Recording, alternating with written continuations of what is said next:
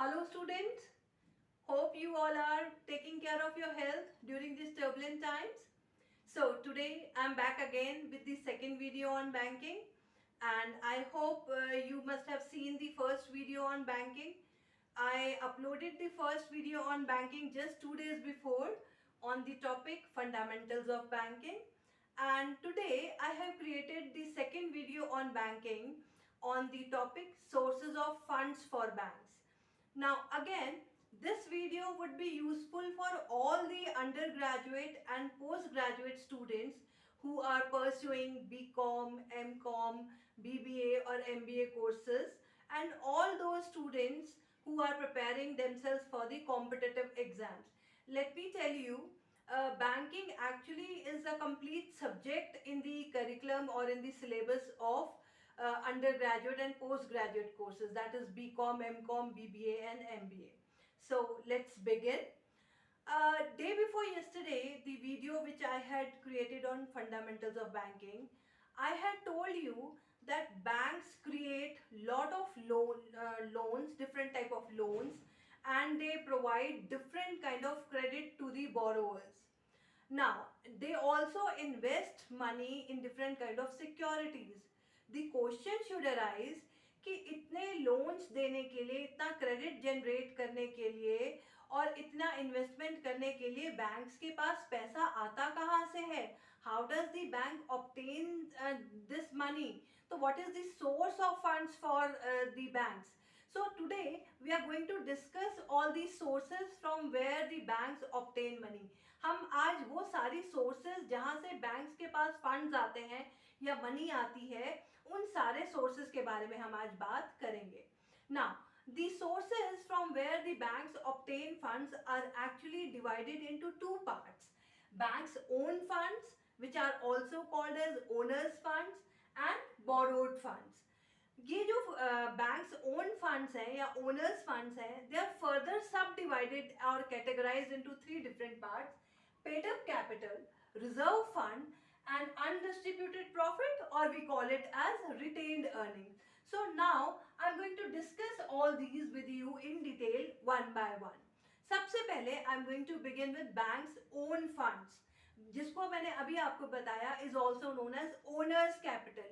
As the name suggests, नाम से ही पता चल रहा है, वो सारा पैसा, वो सारा मनी, वो सारा फंड्स जो शेयर होल्डर्स लेकर आएंगे जब वो बैंकिंग कंपनी स्टार्ट करेंगे, या ओनर्स लेकर आएंगे जब वो बैंकिंग कंपनी स्टार्ट करेंगे, that is called as owners capital.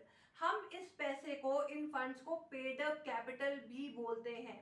Now please understand, ये जो ओनर्स फंड है, ये जो बैंक्स ओन फंड्स हैं या owners funds, this is the amount with which the banking company is going to register itself. इसीलिए हम इस अमाउंट को, इस इनिशियल अमाउंट को नॉमिनल अमाउंट या ऑथराइज्ड कैपिटल भी बोलते हैं.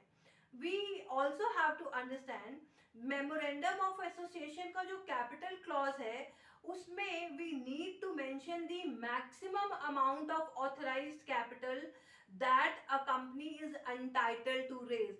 हर कंपनी जब अपना रजिस्ट्रेशन, बैंकिंग कंपनी जब अपना रजिस्ट्रेशन करवाती है, so it is given the limit कि वो कितने ऑथराइज्ड कैपिटल से अपनी कंपनी को रजिस्टर करवा सकती है. तो वो जो मैक्सिमम लिमिट है ऑथराइज्ड कैपिटल की, जिससे आप अपने बैंकिंग कंपनी को रजिस्टर करवा सकते हैं, that is mentioned in the capital clause of memorandum of association. Remember one more thing which you need to understand. Generally banks अपनी ये ऑथराइज्ड कैपिटल कैसे रेज करते हैं, वो पैसा या ऑथराइज्ड कैपिटल या नॉमिनल कैपिटल लेकर कैसे आते हैं? They issue fully paid up capital, fully paid up shares which are ordinary shares, not the special shares. वो starting में authorized capital raise करने के लिए banks fully paid up ordinary shares issue करते हैं. तो ये तो बात की हमने owners fund की, that is banks own funds की. अब as I told you just now कि जो बैंक्स ओन फंड्स है या ओनर्स फंड है, उनके तीन पार्ट्स हैं: paid up capital, reserve fund and profit. So now I am going to discuss with you the second classification, that is reserve fund.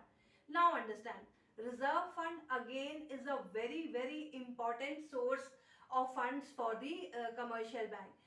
सबसे पहले तो ये समझेंगे रिजर्व फंड मेंटेन करना भी हर कमर्शियल बैंक के लिए कंपलसरी है। जो बैंकिंग कंपनी ऑर्डिनेंस है, it has made it mandatory, it has made it binding for all the commercial bank that they have to obligatory maintain the reserve fund. तो reserve fund maintain करना किसी commercial के लिए अब optional नहीं है। Banking company ordinance के हिसाब से हर बैंक को, हर कमर्शियल बैंक को रिजर्व फंड मेंटेन करना कंपलसरी है। Now I want to highlight one more thing over here. जब भी कोई कमर्शियल बैंक डिविडेंड डिक्लेयर करता है, तो डिविडेंड डिक्लेयर करते समय वो अपने सारे profits as a dividend declare नहीं करता। वो प्रॉफिट्स का कुछ पोर्शन रिटेन कर लेता है। Certain profit, some portion of the profits is retained by the commercial bank and that portion of profit is transferred to the reserve fund. Obviously ये जो जितना भी अमाउंट है, जितना भी प्रॉफिट का पोर्शन है जो रिजर्व फंड में ट्रांसफर हो रहा है, this is actually the right of the share holders. तो अगर उस बैंक का लिक्विडेशन होता है, उस लिक्विडेशन की सिचुएशन में शेयर होल्डर्स को उनकी original capital, that is owners capital भी मिलेगी along with the reserve fund in which they have maintained their funds. We must understand कि बैंक अपने अनफोर्सीन एक्सपेंसेस, कंटिंजेंसीज को मीट करने के लिए और अनफोर्सीन एक्सपेंसेस को मीट आउट करने के लिए ये रिजर्व फंड्स मेंटेन करते हैं। Now I am going to discuss the third important source of owners fund, that is profit. We understand one thing very very clearly, कोई भी bank it is a business firm, क्योंकि it is a business firm, that means it is operating to earn profit or to maximize its profit. Profit कमाने के लिए banks बहुत अलग अलग तरीके की, बहुत वैरायटी ऑफ सर्विसेज और बहुत variety of financial products clients को या अपने कस्टमर्स को प्रोवाइड करवाते हैं। कुछ सर्विसेज हैं which are in paid form and कुछ services are provided by the bank free of cost, right? Now what we need to understand over here is that profits actually signify what? The credit balance of the profit and loss account. अब banks हर साल profit earn करते हैं and profit earn करते करते they keep on accumulating those profits. Banks के, commercial banks के profit जितने ज्यादा बढ़ते जाएंगे, उतनी ही उनकी वर्किंग कैपिटल बढ़ती चली जाएगी और उतनी ही उनकी फाइनेंशियल पोजीशन स्ट्रेंथन होती जाएगी, स्ट्रांग होती जाएगी।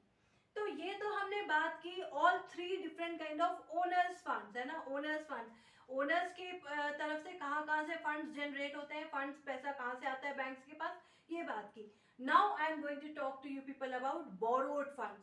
As the name itself suggest, ये वो फंड है, ये वो पैसा है जो बैंक बोरो कर रहा है। कहाँ से बोरो कर रहा है, किससे बोरो कर रहा है, that now we are going to talk about. Before that, first understand again, borrowed funds is a very very important source of fund for banks, banking business, right? Generally borrowed funds कहाँ से आते हैं? Banks borrows funds किससे? Public से।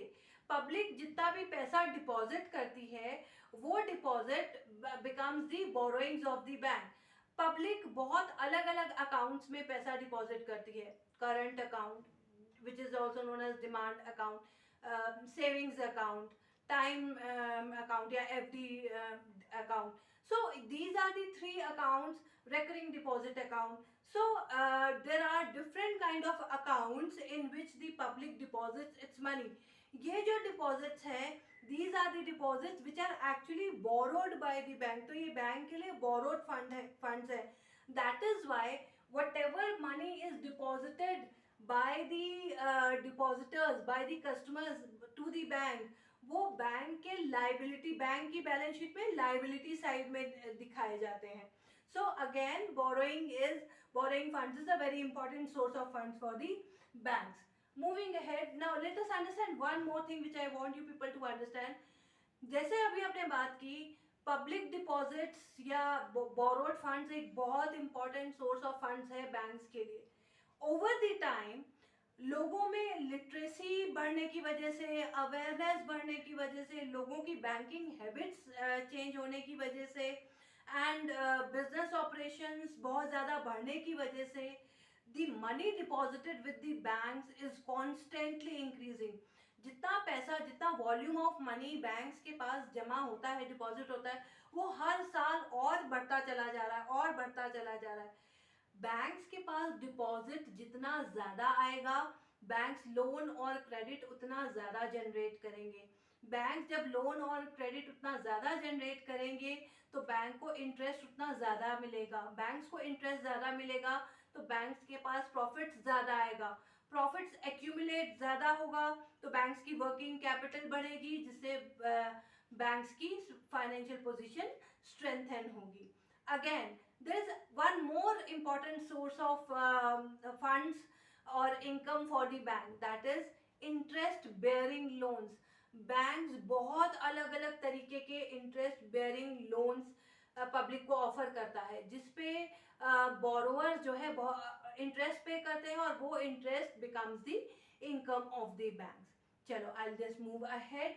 Now as we were discussing just now, जो मैंने अभी आपसे बात की कि बैंक्स तीन तरीके के डिपॉजिट्स, तीन तरीके के अकाउंट्स या चार तरीके के अकाउंट्स के डिपॉजिट से पब्लिक से पैसा लेते हैं.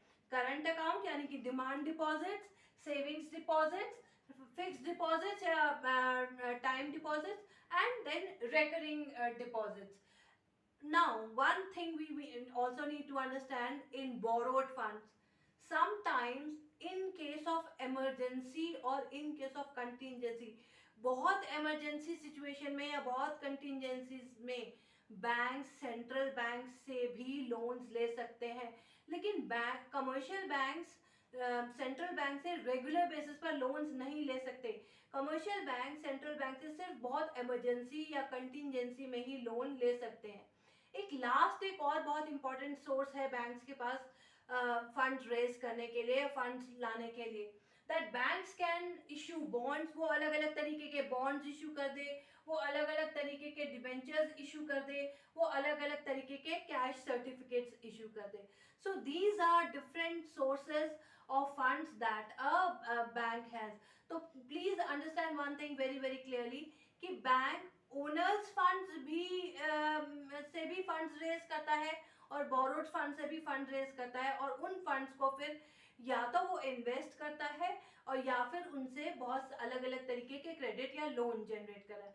That's all. It was actually a very small video, and I am going to come up with the next video in 1 or 2 days in which I am going to talk about different type of banks. अलग अलग bank की categories क्या है, कितने अलग अलग तरीके के बैंक्स, और that I am going to come with you. Thank you.